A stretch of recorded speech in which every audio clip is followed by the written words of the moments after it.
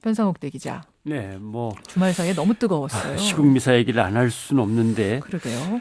그 청취자 의견 중에 이제 그런 얘기가 있었습니다마는 전국위원 사제단이든 뭐 개신교의 목사 신분을 갖고 계신 분들이 시국에 관해서 나설 때에 이제 국민들이 느끼는 건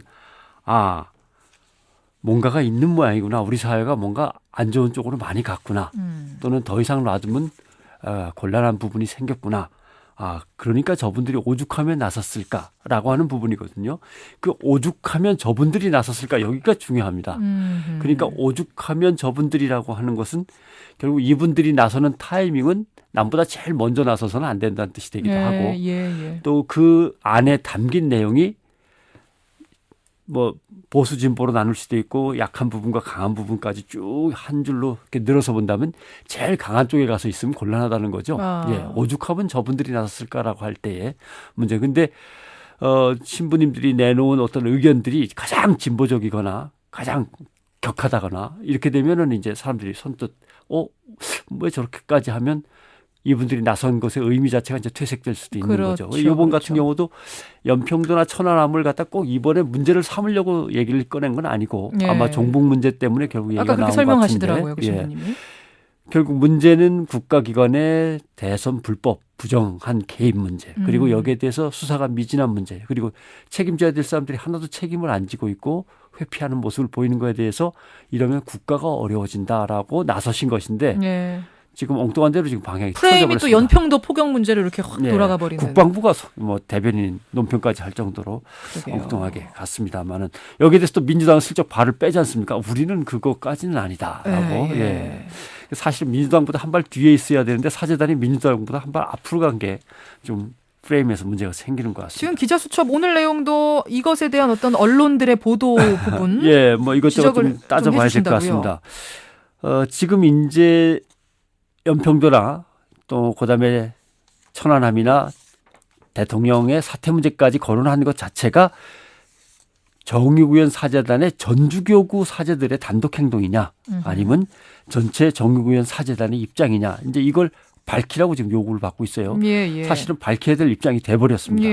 그다음에 정의구현 사제단과 천주교 전체의 의견과 그다음에 주교회의 의견은 같은 거냐 다른 거냐 이런 문제도 앞으로 이제 문제입니다.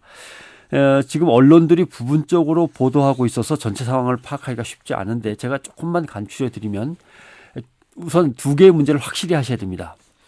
천주교 정의구현 사제단 신부 중에 전주교구 소속 신부들이 거행한 시국미사가 이슈가 됐지만 대선 부정 불법 행위와 관련해서 문제를 제기한 카톨릭의 시국기도회 시국선언 시국미사는 이미 전국적으로 이루어져 온 사안이다라고 하는 것. 지난 6월에 처음으로 시작을 해서 계속 시국선언과 시국미사가 이어졌고요. 그다음에 눈길을 끌었던 건 보수적인 성향이었던 대구 대교구도 시국선언까지 했었던 거죠. 그래서 이 시국선언들은 지난 9월 23일 천주교 정의구현 전국사제단이 서울광장에서 국가정보원 해체와 민주주의 회복을 위한 전국 시국기도회를 여는 걸로 일단락을 지었습니다. 그다음 천주교 사제들 가운데 정의구현 사제단 소속 신부들만 나서서 지금 이런 얘기를 하고 있는 것이냐 이 문제인데 천주교의 평신도들은 천주교 평신도 1만인 시국선언 추진위원회를 구성했습니다. 여기서 다시 민주화를 위한 천주교 행동 추진위원회라는 걸 가칭으로 이제 이름을 잡아서 구성하고 상시적인 조직화를 지금 서두르고 있는 중이죠. 목표는 국가기관의 선거 개입 진상규명, 그다음에 특검 이겁니다. 그다음에 묵주 기도 봉헌 운동이 계속돼서 나라를 위한 기도 운동이 계속되고 있고요.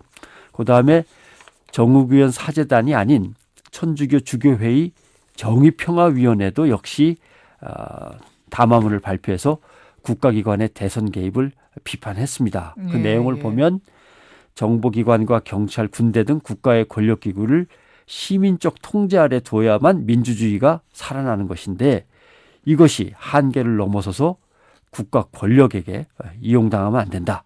그러면 권력은 그것 자체로 불법이 되고 시민의 인권과 자유를 침해할 수 있다.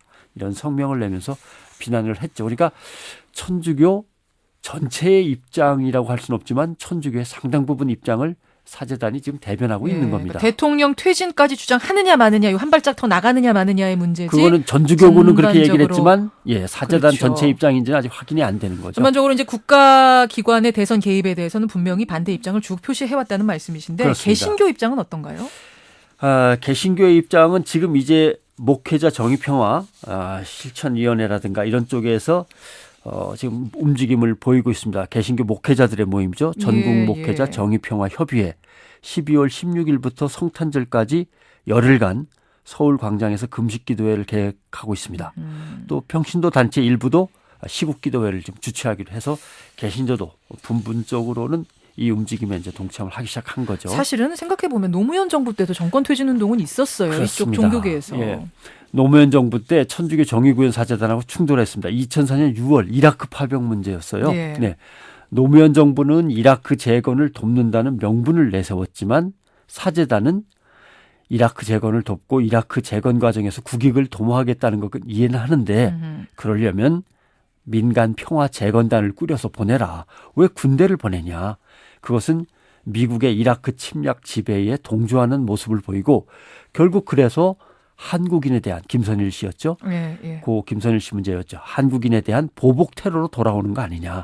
군대를 보내지 말고 민간인을 보내라 하다가 이것이 잘 정부에 먹혀들지 않으니까 결국은 정권 퇴진, 노무현 정권 퇴진을 시작을 했습니다. 근데 이 부분이 이제 핵심인 것 같아요. 사제단이 그때 뭐라고 얘기했냐면 이것은 문제 제기이자 일종의 경고 차원에서 정권 퇴진 운동을 벌이는 것이다. 이렇게 했거든요. 그러니까 사제단이 대통령 퇴진, 정권 퇴진 이런 얘기를 하면은 제가 이해하기에는 문제 제기 내지 경고라고 하는 것이지 민주당에서 대통령 나가라라고 외칠 때하고는 다른 문제인 듯 생각이 듭니다. 아주 강한 경고. 뭐 그래서 이렇게. 도대체 이러시면 안 되는데 왜 그럽니까? 라고 답답해서 이러면 정권 퇴진합니다.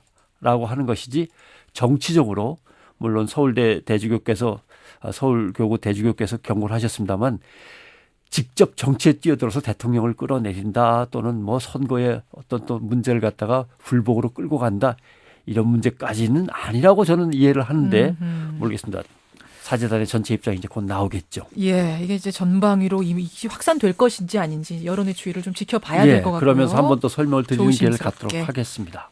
변상욱 대기자 수고하셨습니다. 고맙습니다.